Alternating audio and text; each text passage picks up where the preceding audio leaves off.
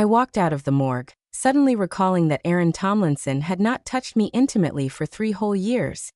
The last time we did the deed, he just entered my body when he uttered beneath his breath, "So loose."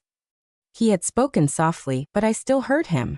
And from that day onward, Aaron never laid a finger on me again that I didn't ask him for it either. Although I wanted nothing more than to ravage his extremely fit six-pack body and handsome face that rivaled any other celebrity, I still held myself back. Once the company started turning a profit, I tried everything I could to make myself look as pretty as possible. However, that still didn't attract Aaron's attention because he still refused to touch me sexually. As it turned out, he'd just been releasing his pent-up sexual frustration with someone else that I probably wouldn't even have been this angry if he'd reconciled with his ex-girlfriend. But he actually slept with my younger cousin, Rachel Sanders. Of all people, that he knew very well that Rachel had already stolen 3 of my ex-boyfriends away. He knew that Rachel and I could never get along. After the funeral, Rachel kept bugging Aaron, asking him to send her back home. Aaron just patted her on the head fondly and said, "All right, I'll send you home." Then he turned to me and said, "Katrina Sanders, take the car and attend the meeting at the office first. You've been on leave for days. Your department's basically collapsed." After he was done speaking, he didn't even wait for my reply before he opened the door to the front passenger seat for Rachel. That I was very shocked. Since when had Aaron ever been so gentlemanly like this? He had never, ever opened the car door for me. Even after our marriage, it wasn't until I walked out of the door that I realized it was pouring outside. When I saw the heavy rain, I was immediately reminded of the time I miscarried my first child because of such sheeting rain. It happened because Aaron and I were hurrying to meet a potential client who was trying to sign with another company.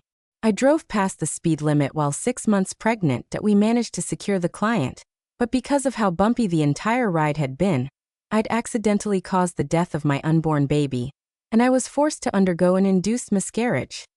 That was why Aaron complained about me being loose down there afterward.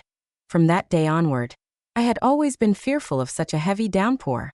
If the rain was as heavy as this, I wouldn't be able to focus while driving. I took out my phone and called Aaron. The morgue was very far from the city, and the road was long and dark. It was also close to impossible to get a designated driver to drive my car back. My only hope was Aaron. The phone rang for a long time before he finally picked up. I could hear the frustration in Aaron's voice when he spoke. "What is it?" I was just about to speak when I suddenly heard Rachel's moan on his side of the line. "Ronnie, slow down. It hurts. Why must you do this a dozen times a day? Isn't she giving you any at home?" Aaron probably threw his phone to the side without hanging up, thinking that he did. I then heard him say shamelessly, "She can put on the most expensive perfume she wants, but it still can't mask the smell of smoke or alcohol on her. The cigarette smoke must be from some random guy she's seeing. She smells nothing like you. You smell young and sweet." At that moment, my tears suddenly gushed out of my eyes as if a dam had just broken. Were they doing it in the car? The car Aaron drove was an MPV, the first car we bought after making our first bucket of gold at the company. I had personally decorated the interior myself because I liked sleeping in it. I bought the best and most expensive faux fur rug, because I liked the convenience of having a comfortable place to rest if I had too many drinks when meeting with clients over dinner, and wine. I'd told Aaron that nobody else was to touch the back seat, but he clearly didn't care. He also said that he hated how I often smelled like smoke and alcohol. But it wasn't as if I had really wanted that to happen. Our company was still considered a startup, and he handled the creative side of things because he wasn't cut out for discussing business with potential clients or investors. So, I was the one who did it instead. Usually these big clients and investors would only talk business with me over dinner and wine, with an extra smoke or two. I hated the stench of cigarette smoke, but I still forced myself to put up with it. I just never thought that it would become one of the major points that turned Aaron off about me. I waited close to 3 hours for the rain to stop. When it finally did, I drove home at the speed of a snail. By the time I reached home, it was close to 3:00 am. Aaron was fast asleep in the living room, hugging a huge plush toy Rachel gave him last year. I finally lost my temper and shook him awake. Aaron woke up and instantly started shouting at me. "What the hell? Why did you wake me up so late at night? I took a deep breath and stared at his handsome face. Still, I decided to speak my thoughts with determination. Aaron, let's get a divorce. He still looked sleepy before I spoke, but now he stared at me with wide eyes and in disbelief, as if he'd just thought of something. He continued staring at me with some sort of guilt in his eyes. You found out, didn't you, Katrina? Fine. I'll cut all ties with her. He hurriedly went to grab his phone and started tapping on some buttons, blacklisting Rachel's number. Then he carefully looked up at me. Kat, I've already blacklisted her. Can we please not get a divorce? I stared back at him. Then, while he let his guard down, I suddenly hugged him and tried to be intimate with him. Aaron immediately jumped backward like he'd been electrocuted and pushed me off. He then glared at me as if I was a horrible witch trying to force myself on him. That I looked at him and chuckled. Aaron Tomlinson, how could you still say no to the divorce when you're acting like this with me? It was only then that he realized he'd pushed me off very roughly just now. He then looked at me with a helpless expression.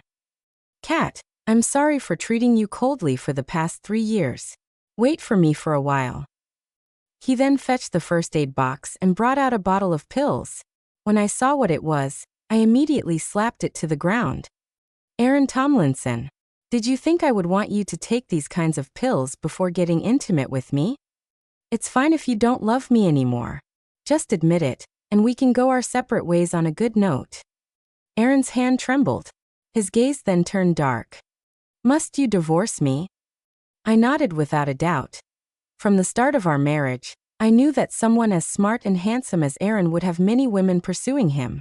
I used to have faith in our relationship and thought that he would never divorce me. That I even once thought that as long as he still loved me, I could forgive him if he slept with someone else. However, I didn't think that he would also stop loving me. That I couldn't take it anymore. I couldn't bear it anymore. Aaron walked into the study and fetched a stack of documents before throwing it on the table before me. Kat, you know that you attract a lot of attention every time you go out drinking with the clients. I've always been afraid that they would one day steal you away. That's why I had a backup plan. If you divorce me, you'll be the one paying the price. I flipped open the pages and looked at Aaron. It seemed that I had never quite understood him after all, that I thought that he was only good at creative things. I never thought that he would lay a trap for me in the partnership contract that we signed, that if we got divorced, then I would be left penniless and wouldn't get a single dime from the company. Back when I signed the contract, I was so focused on pursuing him that I didn't carefully review the details. All I knew was that Aaron would now be forever tied to me. He would put me in charge of all his projects, and I would make them come true for him. I was going to make him unable to leave me. Aaron had given me 55% of the company's shares, and that made me lower my guard even more. I thought that he didn't love money as much as I did. It was also because I thought he was this naive that I fell in love with him even more. But in the end, Aaron only knew how to handle the creative side of things. On the other hand, I loved money, so I could bring our business to the highest value possible. Then, I would sell off all of my shares. When that time came, someone else would be in charge of the company, and he would no longer be able to create as he pleased. They also probably wouldn't be able to sell his creations, fetching high praises and prices from our industry of work. That I used to love him, and wanted him to stay by my side forever. That was the only reason why I kept looking out for him. But since he no longer loved me and even betrayed me, I had no reason to continue helping him with his dreams. Still, I had to calm him down. I couldn't let him know that I was planning to sell off all my shares. So, I looked at him emotionlessly and said, "Fine, we won't divorce." Aaron grinned gleefully in satisfaction. "Isn't that great? I'm sorry I can't give you the love you want, Katrina, but I can still give you the money that you want." I looked at Aaron. I couldn't believe that he just gaslight me. In that case, he really wasn't the pure, kind-hearted, and multi-talented Aaron Tomlinson that I used to know anymore. Who told him that I didn't deserve his love just because I loved money? It was true that I loved money, but I had all the means to earn it by myself. My parents hadn't invested tons of money into my education for more than 20 years for nothing. That I'd worked so hard for years. It couldn't possibly be for covering up my partner's dirty, filthy undoing, could it? The next morning, everyone looked at me weirdly at the company. My assistant, Megan Walters, pulled me aside and said, "Miss Sanders, I think it's best if you don't hurry into your office for now." I could kind of guess what happened. So instead of heeding her advice, I marched toward my office in a haste. When I reached the entrance, I saw that Aaron was cuddling Rachel in his lap while feeding her a steaming plate of spaghetti. Aaron was even patiently twirling the pasta onto a second fork while waiting for her next bite. That I felt tears welling in my eyes. I couldn't breathe. I recalled the last time he blew up at me when I ate a muffin in his office. That he'd berated and humiliated me in front of all my other colleagues for it.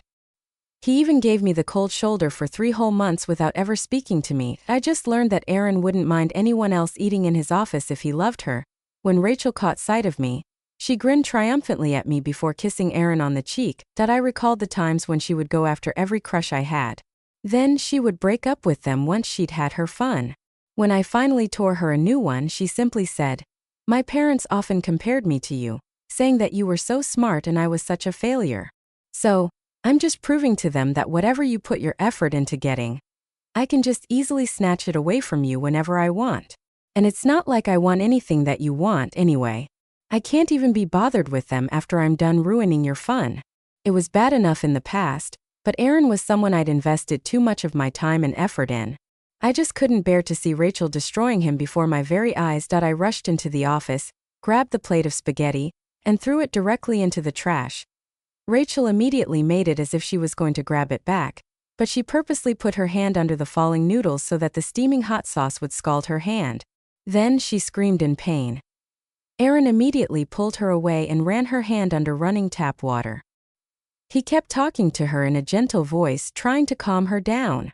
"How could you be so dumb to try and stop the spaghetti with your bare hands?" Rachel turned to Aaron with her watery eyes and said, But you made me that spaghetti yourself."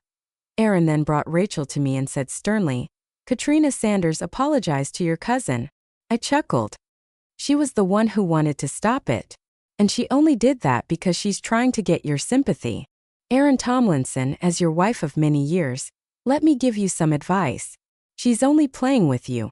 She doesn't care about the consequences, but if anyone else were to find out about you too, you're the one getting destroyed.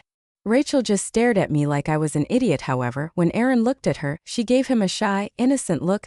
Then Aaron glared at me and said, "Even if that was true, it would be with my consent. It's hard for me to find someone who is so emotionally and sexually compatible with me. It's like I am compatible with you in terms of business. We can start a company together and build it up together, but it's simply impossible for us to get physically close. I can't even touch you. So, how would you ever understand what I'm feeling now?" As soon as Aaron was done talking, Rachel suddenly laughed disdainfully. It was only then that I realized Rachel had pressed the intercom button the whole time. This button had been previously installed so that Aaron could summon whoever he needed into his office for quick meetings. The intercom was like a company-wide megaphone. Anyone would be able to hear what was going on inside the office if it was pressed. In other words, the entire office heard our exchange as well. Rachel was just having her fun. Of course, she wouldn't care about any consequences. I looked at Aaron, but he didn't seem to mind. He just spoke again, pressing on the button, saying, "Whoever leaks out the conversation earlier will have their year-end bonus revoked." Rachel then started drawing circles on Aaron's abdomen. "My hand still hurts. How are you going to compensate me?" Aaron continued blowing on her hand, which showed absolutely no signs of redness or swelling, and asked fondly, "Well, what is it that you want, love?" Rachel's eyes glinted. "I want you right here. I'm not as smart as Katrina, so I've never been able to have such a big and luxurious office. It's going to be so thrilling and exciting here." She then turned to me and said, "Kat, you don't mind, do you? You only love money after all, and you're getting old. I'm sure you won't be able to be sexually satisfied like this anyway." Aaron just looked at me with a conflicted expression on his face. I held the highest rank in this company, and I was his wife. He knew that he still had to show me some respect. However, Rachel then slid her hand inside his pants and moaned, "Ronnie, give it to me." Aaron couldn't hold back anymore and hugged Rachel tightly. Rachel just gloated at me and grinned. "Kat, do you want to take a photo to commemorate or something? Or would you like to close the door for us?" I stared at Aaron, who was hurriedly feeling Rachel up. At that moment, I felt my heart shattering into a million tiny fragments. Aaron knew that the whole company was looking and listening in, But yet he still decided to humiliate me and crush my dignity like this. He truly never cared about me at all. That I chose the latter. I went out of the room and quietly closed the door behind me. I turned around and saw that Aaron's assistant, Carson Flint, was arriving with some of our partners and investors who were helping us get listed tomorrow. I should have reminded Aaron about it, but since he didn't care, who was I to interfere? I had known for a long time that Carson was a business spy sent by one of our rivals. I was planning to fire him today and save Aaron the headache afterward. But now I couldn't care less about it. At this point, Carson could film whatever he wanted. I bet he would try to ruin the company before it gets listed tomorrow. I went back to my office and sold off all my shares. Then I bought a plane ticket for myself. Looking at the white clouds passing by outside my window, I felt a burden lifted from my shoulders. Finally, I was leaving.